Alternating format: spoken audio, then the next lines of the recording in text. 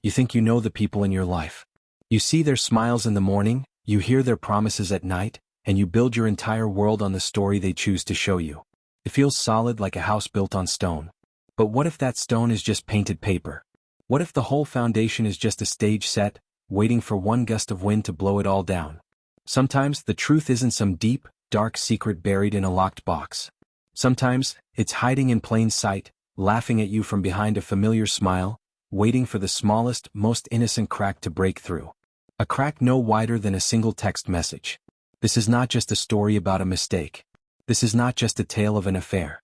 This is a story about the day a phone lit up on a sunny porch, and the words on its screen acted like a detonator, shattering 2 families, 2 homes, 2 entire realities into a million jagged pieces. And I was there. I had a front row seat to the entire explosion. I saw the first, innocent ping that started it all, and I was there for the final, devastating silence that came after the dust settled. It all started on a perfectly boringly normal Tuesday. The kind of day that feels so insignificant you would never mark it on a calendar. The sun was warm but not too hot. The birds were chirping in that annoyingly cheerful way they do.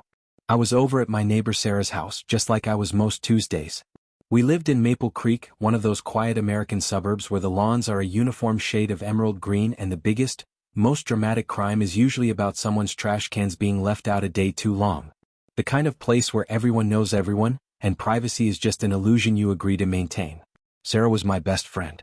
Our friendship wasn't some deep childhood bond. We were adults who found each other in the trenches of suburban life. We met through the HOA committee of all the boring places.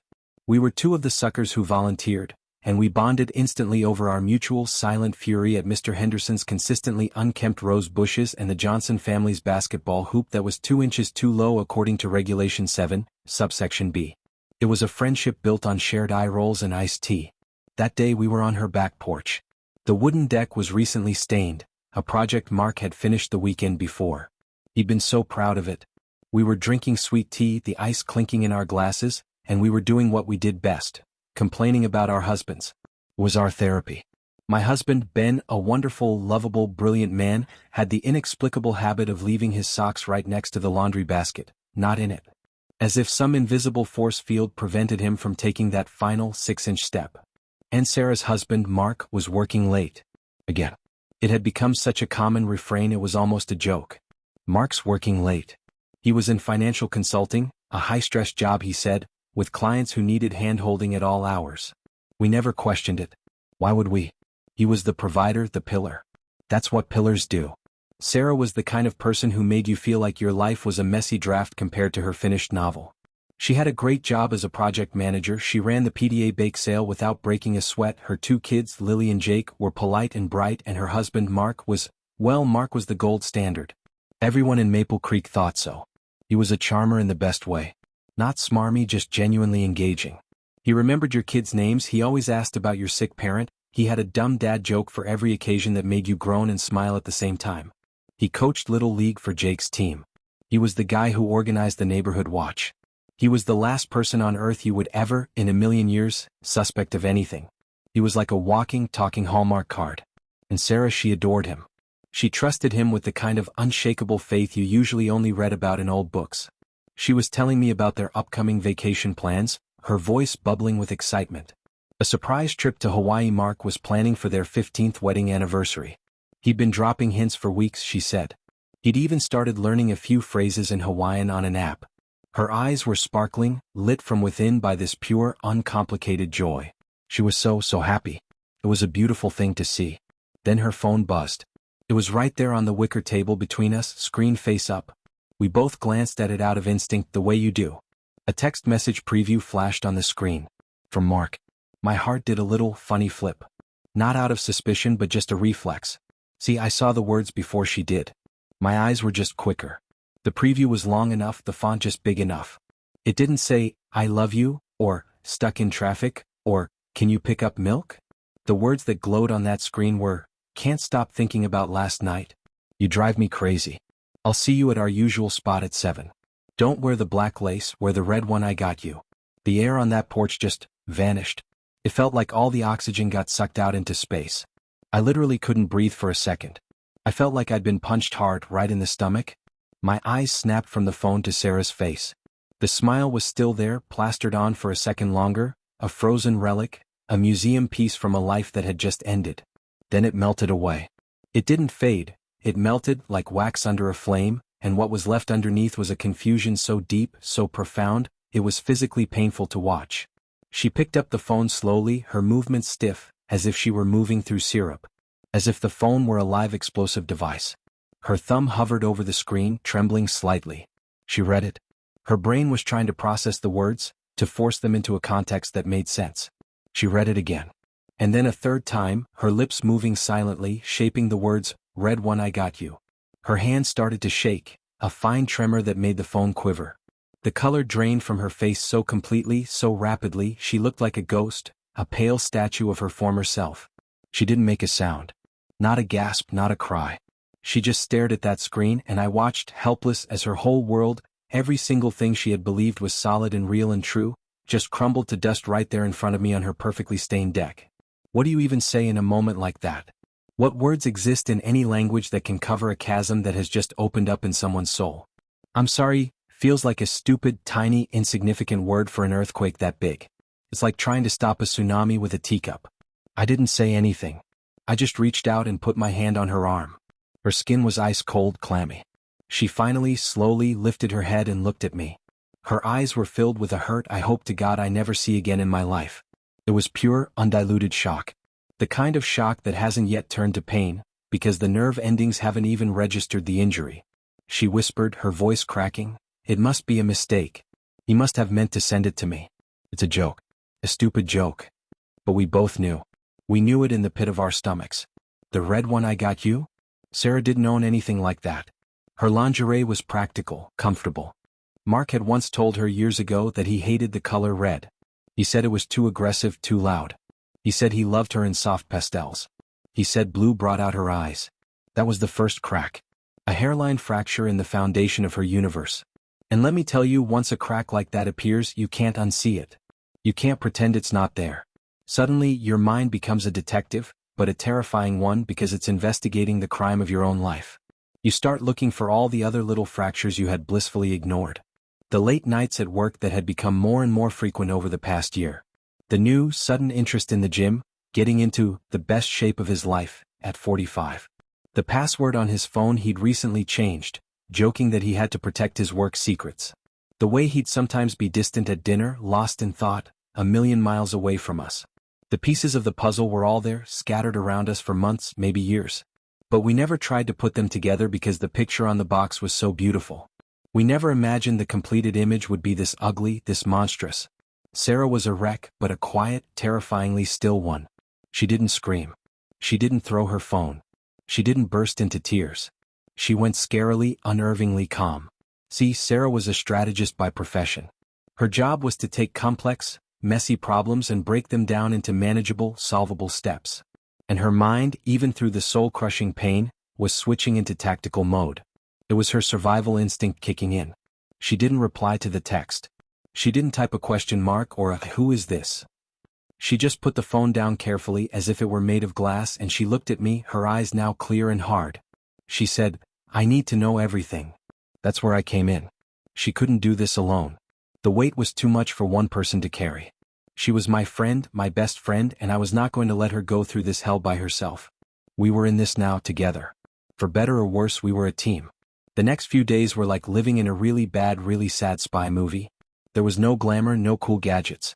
Just a sick feeling in our stomachs and a shared, grim determination. We didn't confront him. That would be like showing your hand in a poker game when you only have a pair of twos. It would just tip him off, give him time to craft more lies to cover his tracks. Instead, we started digging. We became archaeologists of our own broken reality. The first place was the phone bill. Sarah logged into their family account online, her fingers trembling on the keyboard. And there it was, in black and white. A single phone number, different from all the work and family numbers, that showed up dozens of times a day. Short calls in the morning.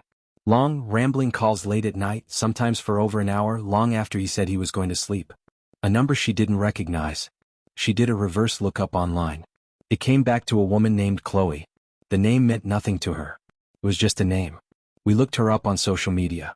It wasn't hard to find her. And there she was, Chloe. A pretty young woman with a bright smile, her hair falling in perfect waves. Her profile said she worked as a receptionist at a prestigious real estate office downtown.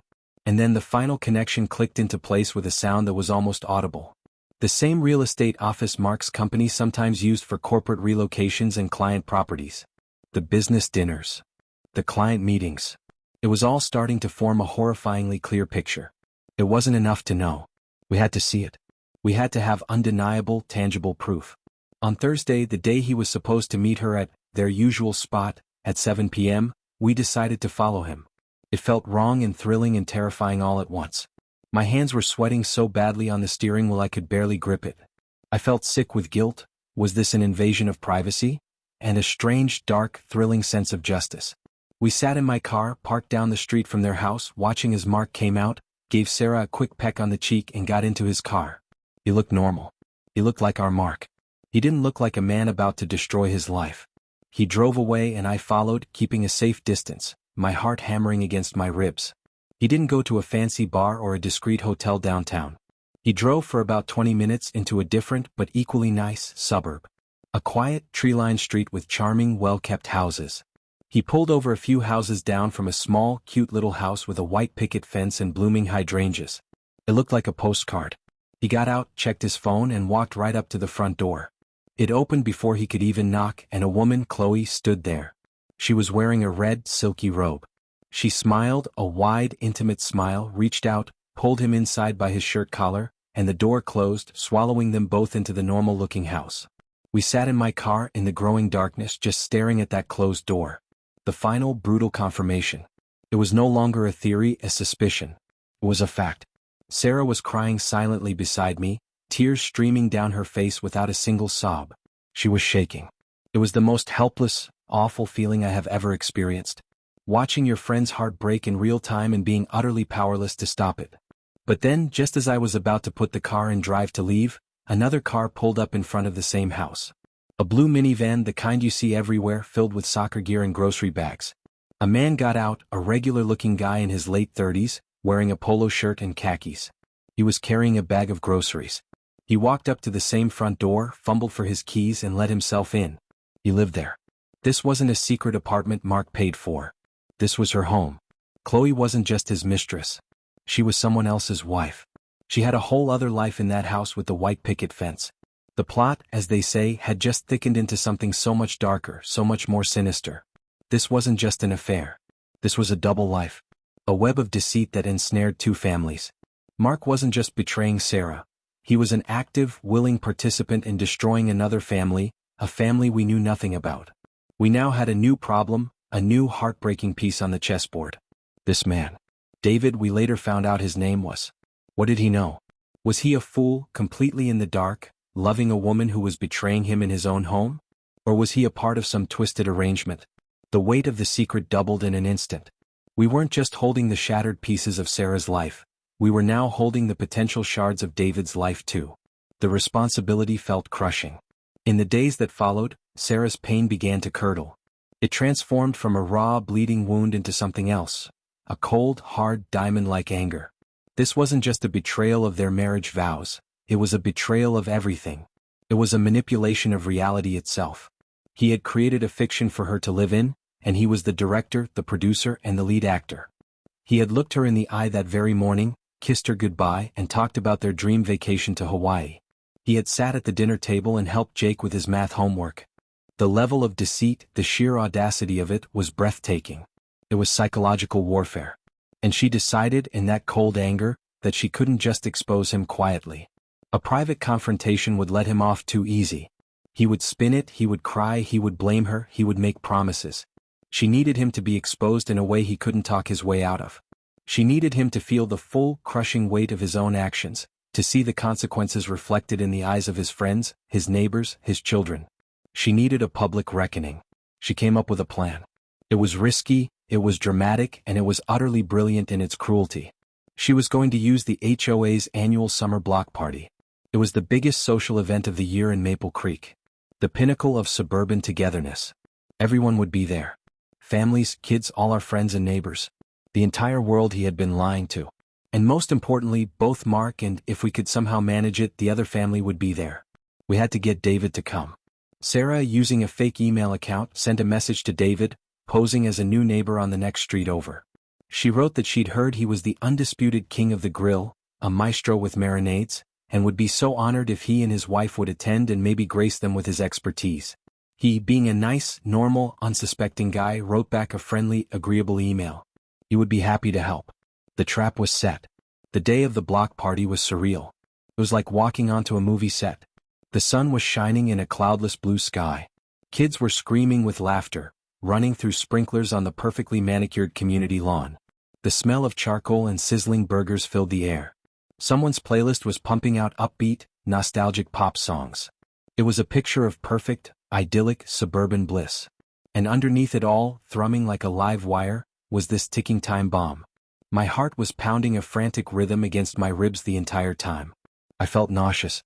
Sarah, however, was a marvel. She was acting perfectly, unnervingly normal. She was laughing and chatting with the other moms, her smile never slipping. She was wearing a lovely yellow sundress and she looked beautiful and happy.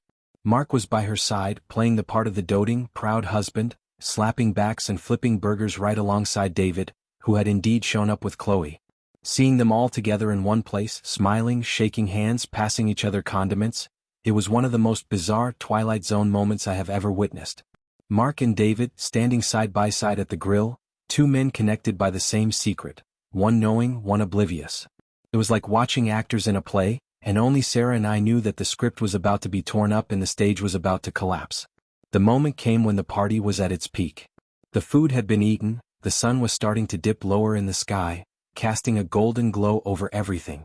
People were relaxed, happy, sipping their drinks. The mood was mellow. Sarah stood up on the small, makeshift stage we used for announcements. She tapped the microphone. It let out a low thump. "Everyone, can I have your attention please?" she said, her voice sweet and clear, carrying across the lawn. All eyes turned to her. She looked like the perfect hostess. Mark was looking at her, a soft, proud smile on his face. David and Chloe were standing a little to the side, holding paper plates, looking expectant. "I just wanted to say a few words," Sarah began, her voice warm. "I'm so grateful for this community, for our friends, for our families." She looked directly at Mark. Her smile didn't falter, but her eyes, from where I was standing, turned to chips of ice. "We build our lives here in these houses on these streets. We believe in the people we love. We trust them. And I'm so grateful for that trust. But more than anything," she paused, letting the silence hang for a beat, "I'm so grateful for the truth. Because no matter how hard someone tries to hide it, no matter how many layers they wrap it in, the truth always finds a way out." She held up her phone. She had connected it to the portable speaker system. A few people looked confused, but most were just politely attentive. Mark's smile had become a little fixed, a little uncertain. Sarah tapped the screen. And then, for the entire neighborhood of Maple Creek to hear, Mark's voice, clear as day, intimate and familiar, filled the golden afternoon air. It was a recording she had made a few days prior, a voice memo she captured by leaving her phone recording in his home office when he was on a call, thinking he was alone. He was talking to Chloe. His voice was low, loving, the way he used to talk to Sarah. "You're my real soulmate," his voice said, floating over the silent crowd. "This life with her is a lie. It's a show. I'm only staying for the kids, you know that. It's just until we can get things in order. But it's you. It's always been you." There was a pause and then the clincher, the line that sealed his fate. "I got the tickets for Paris just like you wanted. 2 first-class seats. We'll be together soon, my love. Just be patient." The silence that fell over that block party was heavier than any noise I have ever heard. It was a physical weight pressing down on everyone. You could hear the distant buzz of a lawnmower 3 streets over. You could hear the ice melting in someone's cup. Mark's face went through a rapid series of transformations. First, confusion. What is that? Then dawning recognition. That's my voice. Then pure, unadulterated, abject terror. He looked at Sarah on the stage and in that one look he knew. The game was over. The curtain had been pulled back. He was caught, utterly and completely. And then, as if moving in slow motion, all eyes in the crowd slowly turned from the horrified Mark to Chloe, whose face was a frozen mask of sheer, unbridled horror, her hand flying to her mouth. And then finally all eyes landed on David. David's expression was the worst thing I have ever had to witness. It was a slow-motion collapse of a human being. The initial, simple confusion. Then the dawning, terrible realization as he looked at his wife's guilty, petrified face. Then the look of utter, complete devastation as his eyes moved from Chloe to the man he'd just been laughing with, sharing grilling tips with, a man he probably considered a friendly acquaintance. You could see his whole world, his entire understanding of his marriage, his home, his life, just disintegrate into nothingness, right there in the bright, cheerful sunshine, in front of all his friends and neighbors.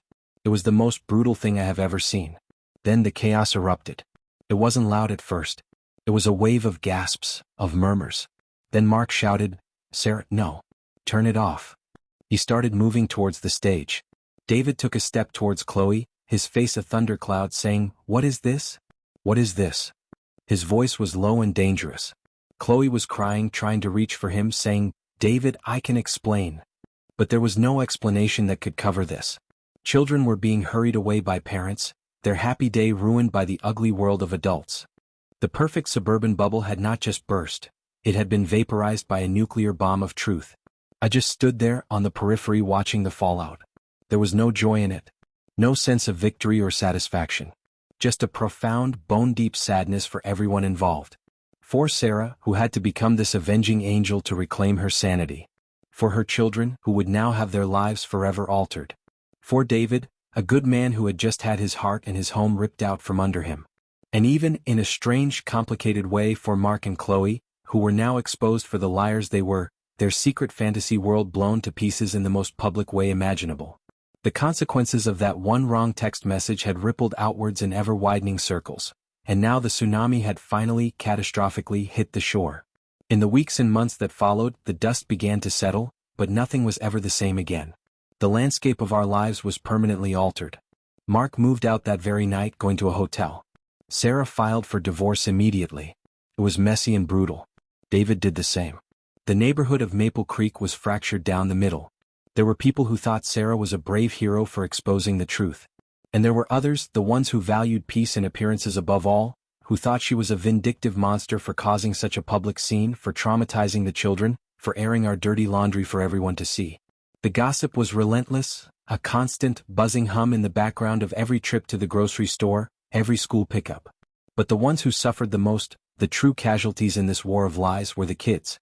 Sarah's kids, Lily and Jake, and David's two little boys. They were caught in a storm they didn't create, their stable worlds replaced with confusion, shared custody, and the silent tension that now existed between their parents. Sarah was a shell of her former self for a long, long time. The hustle to simply get out of bed, to get the kids to school, to put one foot in front of the other, was the hardest thing she had ever done. The trauma was real and deep. The manipulation had been so insidious, so complete, that it made her question her own judgment about everything. Had there been signs she willfully ignored? Was she not enough? Was she too boring? Too predictable? The psychological damage was a weed that had wrapped itself around her sense of self. She stopped trusting her own perceptions. She went through the motions of life, a ghost in her own home. But slowly, almost imperceptibly at first, something started to happen. The clarity that came after the storm was painful, excruciatingly so, but it was also clean. There were no more lies to decipher. No more pretending. No more waiting for the other shoe to drop. The shoe had dropped, it had shattered the floor, and now she was standing in the rubble, but she was standing on solid ground. She started therapy, slowly untangling the knots of betrayal and self-doubt.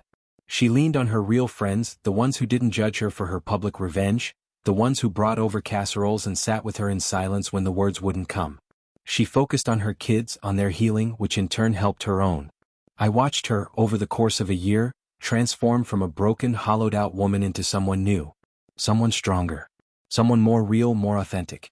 She was no longer the perfect wife in the perfect house. She was just Sarah. A woman with scars, with a story, with a truth that was hard and ugly but was hers. And that woman, I realized, was so much more powerful, so much more interesting, so much more beautiful than the smiling woman on the porch had ever been. One afternoon, almost a year to the day after the text message, we were back on her porch. The deck needed restaining again. We were drinking iced tea. It was quiet, a comfortable silence now, not the tense one from before. She looked out at the yard, where Jake's soccer ball was lying forgotten near the fence. She said something to me then, something so simple and so profound that I know I will carry it with me for the rest of my life. She said, "You know, for the longest time I was so angry at that text message. I cursed the day it was sent. I wished with every fiber of my being that it had never happened. I thought it was the worst thing that could have ever happened to me. She took a slow sip of her tea.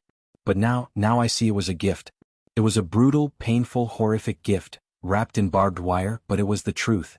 And the truth, no matter how much it hurts, is the only thing you can truly, honestly build a life on. A lie, no matter how beautiful, no matter how comfortable, will always collapse in the end. Always. She had found her healing. Not in the revenge, though that had been a necessary, fiery part of her journey, a purging of the poison. But her real healing was found in the relief. The profound, soul-deep relief of no longer living in someone else's fiction. The relief of knowing exactly who she was on her own, without the shadow of his deception defining her. The story didn't have a happy ending, not in the traditional fairy tale sense. There was no getting back together, no magical reconciliation, no last-minute revelation that made everything okay. But it had a true ending.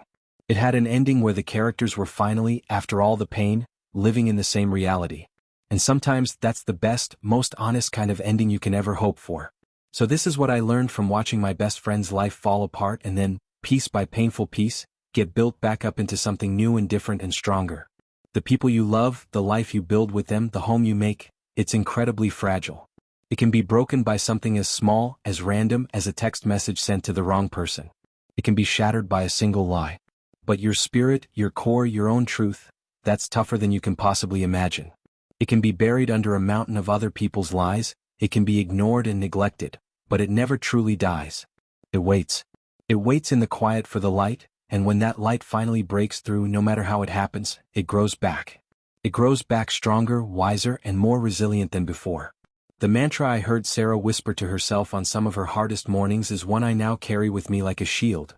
The truth might break you first, but it's the only thing that can truly make you whole again. If this story found its way to you, if it made you think or feel something, if it reminded you of something in your own life, then let me know. Tell me where you are right now in this moment. The city you're watching this from and the exact time on your clock. Leave it in the comments below. I read every single one. It connects us in a way. And if this resonated with you, if you know what it's like to have your world turned upside down and to have to find your feet again, then maybe you should stick around. Subscribe. Because I have more stories to tell.